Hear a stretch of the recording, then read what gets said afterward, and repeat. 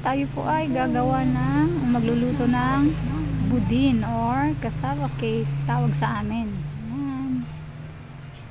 Siyempre po, ang ating gagawin ay babalatan natin siya. Kamuting kahoy. Ayan, babalatan na po natin. Tagal-tagal na pagbabalat na. At yan po ay nahugasan ko na. Tapos, hiwain natin siya na maliliit para mamaya i-blender natin siya.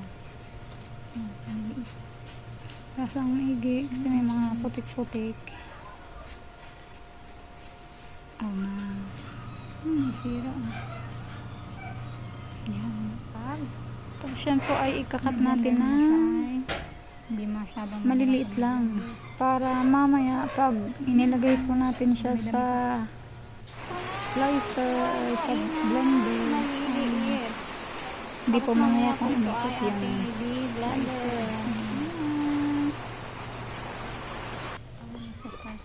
Yan na. Natapos din na yan. Ayan, naghugas ako ng kamay. Lalagay natin siya sa slicer. Yan, ganyan kaliliit lang po.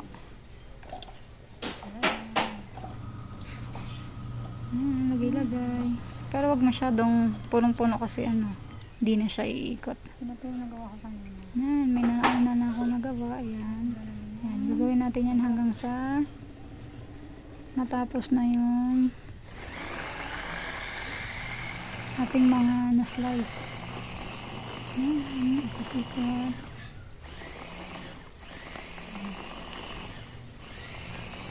Kayo na pang bahala kung gaano kapino yung gusto nyo. Pag binblend nyo siya. Yan. Sa amin po kasi hindi masyadong pinong-pino. Yan. Ayan na po.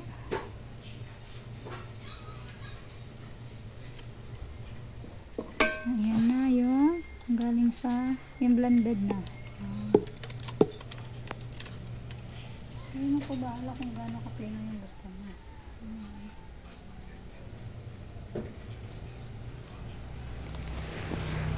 Last batch na po ito. Nakatatlong giling ko tayo kasi Ako pala yung naglagay ng evap doon sa slicer bago ko siya giniling para may liquid na kasama. Ayan po. I-blend lang natin siya lahat para maubos yung 2 kilos. 2 kilos yung pinipia natin raw cassava.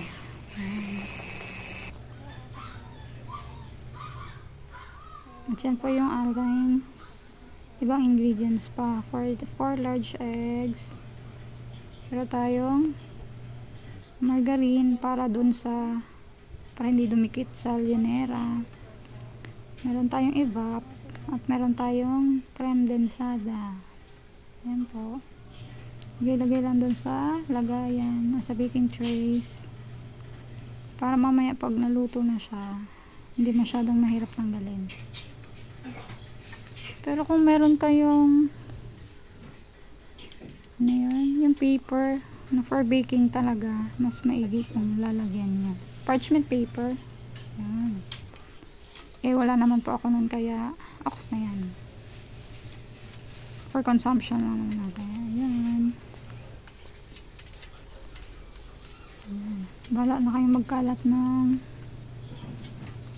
dyan.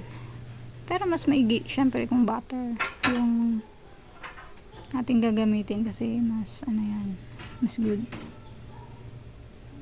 Dahil wala tayo at yan lang yung available, so yun na yung ginamit natin. Yan. Tapos yung natira, inad ko na din dun sa ating butter.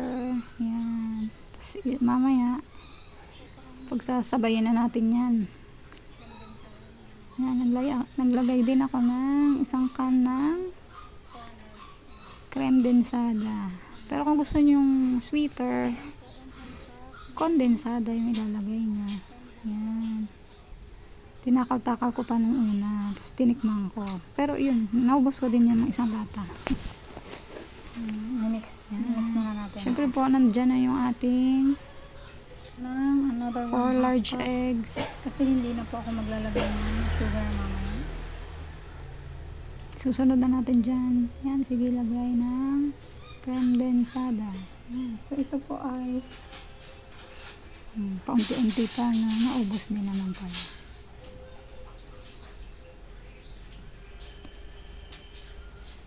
Tatlong tigo 1/2 or 1 can. Yan, sukat-sukat. Parang eksaktong tatlong sukatan yan.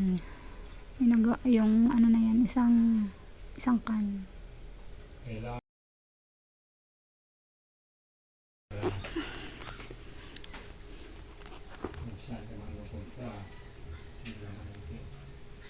Ayan po, ayan. Na-mix na natin yung butter, kasama yung itlog, lahat-lahat, yan. Kasama yung egg, 4 large eggs, yan. Lalagay na natin siya sa sukatan.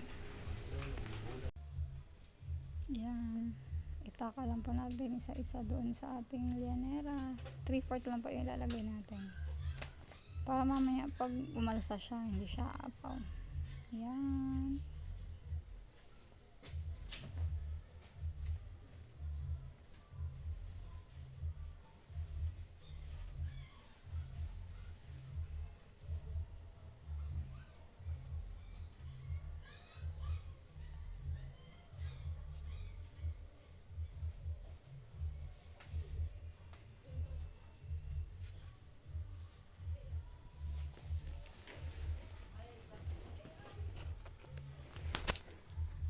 Yan, magtakal-takal lang tayo.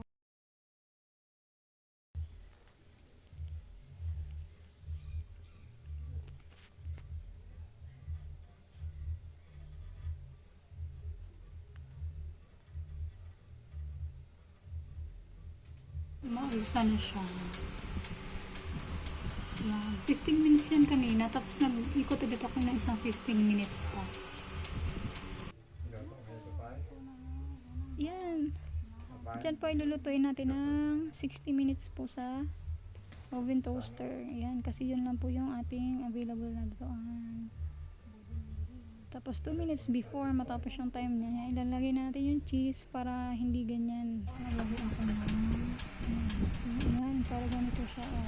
Yung cheese hindi na siya. Natin follow.